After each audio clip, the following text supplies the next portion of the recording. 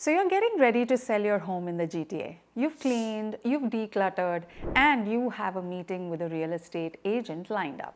You probably even have a price in mind. But hold on, there is a very common phrase that many sellers use, thinking it makes them sound smart and prepared. In reality, it does the exact opposite. Saying this one thing can instantly signal to an agent that they can take the easy way out with your sale, potentially costing you thousands, if not tens of thousands of dollars. It gives away all your leverage before your home is even on the market. I'm going to break down exactly what this phrase is and, more importantly, what you should say instead to make sure you stay in control of your home sale. The single most dangerous thing you can say when you first meet a real estate agent is, "My bottom line is X." This includes any variation like, "I just need to walk away with this much," or "I won't take a penny less than this number." It feels like you are being direct and setting firm expectations, right? But what you are actually doing is giving a lazy or just average agent a blueprint to do the bare minimum. They now know the lowest number you will agree to. Their goal can easily shift from getting you the highest possible price to just getting you a price that's good enough for you to sign and for them to collect a commission. The whole game changes, and not in your favor. And with that, Ontario's TRESA regulations changing how the industry operates, the landscape is even more complex than ever. So let's talk about how to avoid this and other mistakes.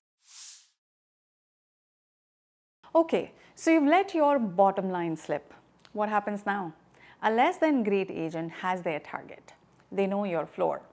This gets even trickier with Ontario's TRESA rules, Trust in Real Estate Services Act, which have increased transparency around the whole process.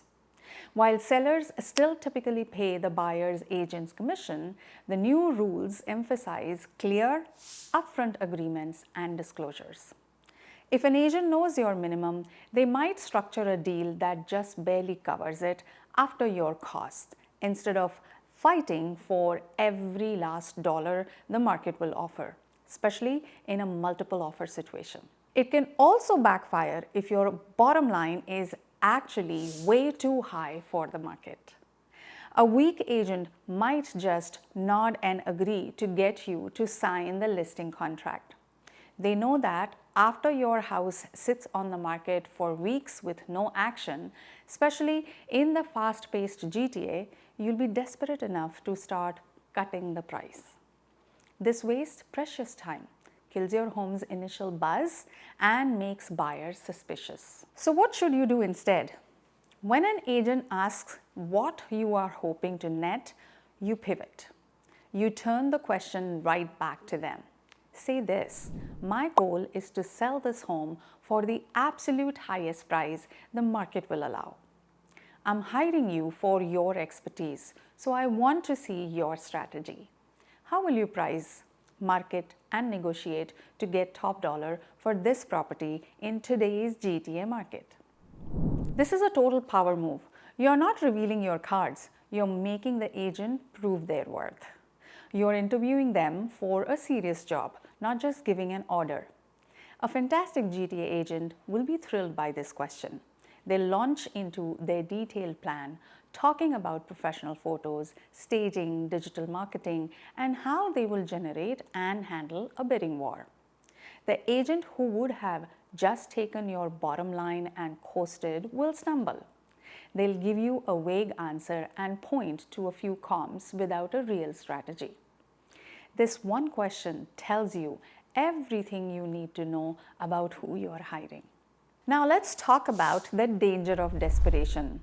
We need to sell fast. The next phrase to banish from your vocabulary is, "We are in a hurry to sell." It doesn't matter if it's for a new job, a divorce, or any other pressure-filled reason. Announcing your urgency is like putting a giant 50% off sticker on your front door. To a buyer and their agent in the savvy GTA market, urgency smells like desperation. Desperation signals weakness, and weakness gets you lowball offers. Even your own agent might hear "sell fast" and translate it to "get a deal done at any price." They may push you to take the first mediocre offer that comes in just to close the deal and move on. They won't negotiate as aggressively because they know you're racing against the clock. The better way is to frame your timeline without revealing your hand. You can say something like, "We are highly motivated sellers and we are ready to move on the right offer. Based on your experience in this neighborhood, how long are well-priced homes like ours typically on the market right now?" This shows you are serious, but also that you are a savvy client who expects a fair market price, not just a fast one. Now let's talk about the yes men trap. Will you list it for my price? So many sellers in the GTA interview 3 agents and hire the one who agrees to list the house for the highest price. This is a huge mistake. Asking, "I want to list for 1.2 million, will you do it?" and then hiring the person who says yes without question is a recipe for disaster. This is falling for the oldest trick in the agent playbook, buying the listing. An agent who promises you an inflated price often knows it's unrealistic. But they also know that once you sign that listing agreement, you are locked in. What follows is painfully predictable. Your overpriced house gets little to no traffic. After a few silent weeks, the agent comes to you with a concerned look and says, "The market has spoken. We need a price reduction." Then another. By the time the house sells, it's often for less than what you would have gotten if you had priced it correctly from the start. Being overpriced stigmatizes a property. Instead of asking an agent to agree to your price, ask them, "Based on all the data, where do you recommend we price the home to generate the most buyer interest and spark a multiple offer situation?" Let them lead with the data.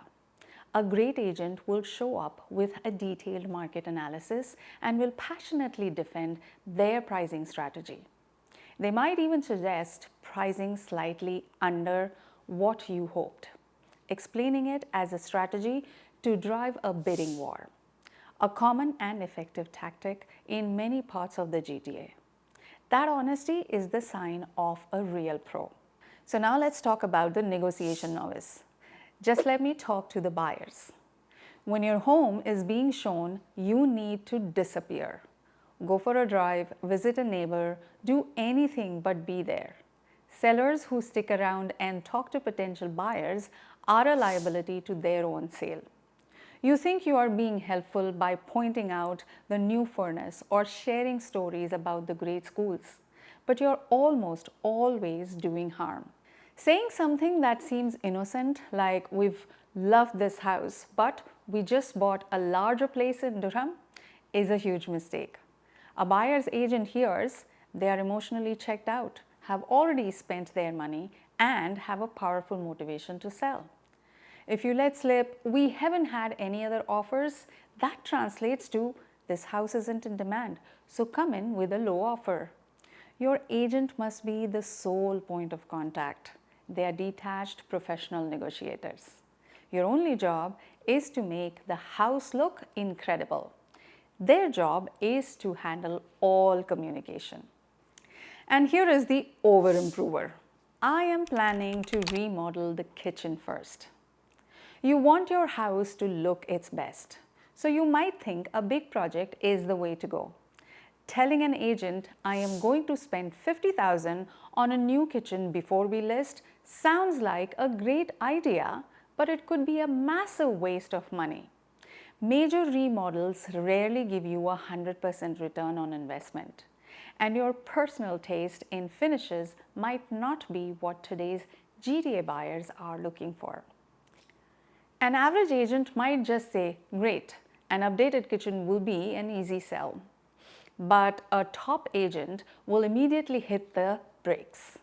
They'll know exactly which small, high-impact improvements will get you the best bang for your buck in the current market. So instead of telling them what you plan to do, ask them this. From your professional viewpoint, what pre-listing updates would you suggest to maximize my sale price? Where is my money best spent? More often than not, the answer isn't a full remodel. It's things like fresh, neutral paint, professional deep cleaning, boosting curb appeal with simple landscaping, or refinishing scratched hardwood floors. These smaller jobs deliver a much bigger return. Let your agent's local market expertise guide you. Look, selling your home is one of the biggest financial moves you'll ever make. The words you choose when you first meet an agent in a market like the GTA set the stage for everything that follows. When you avoid these common traps, you change the whole dynamic. You stop being a passive client and become an informed business partner in the sale of your own asset. So let's recap the power plays. Don't reveal your bottom line. Instead, ask for their strategy to get you top dollar in the GTA. Don't announce you are in a hurry. Instead, show you are motivated but focused on the right price. Don't hire the yes men. Instead, challenge them to defend a data-driven price, even if that means pricing to create a bidding war. Don't talk to buyers. Let your agent be the professional buffer. And don't guess on renovations. Ask your agent where to invest for the highest return. If you're in the Greater Toronto area and looking for an agent who will bring you a data-driven strategy, not just ask for your bottom line, I'm here to help. There is a link in the description where you can book a free no-obligation strategy with me to discuss how I can get you the highest possible price for your home. The right agent is more than just a salesperson. They are your strategic guide. They are there to protect your interest and fight for your money. And choosing that agent begins with knowing what to ask and, more importantly, what not to say.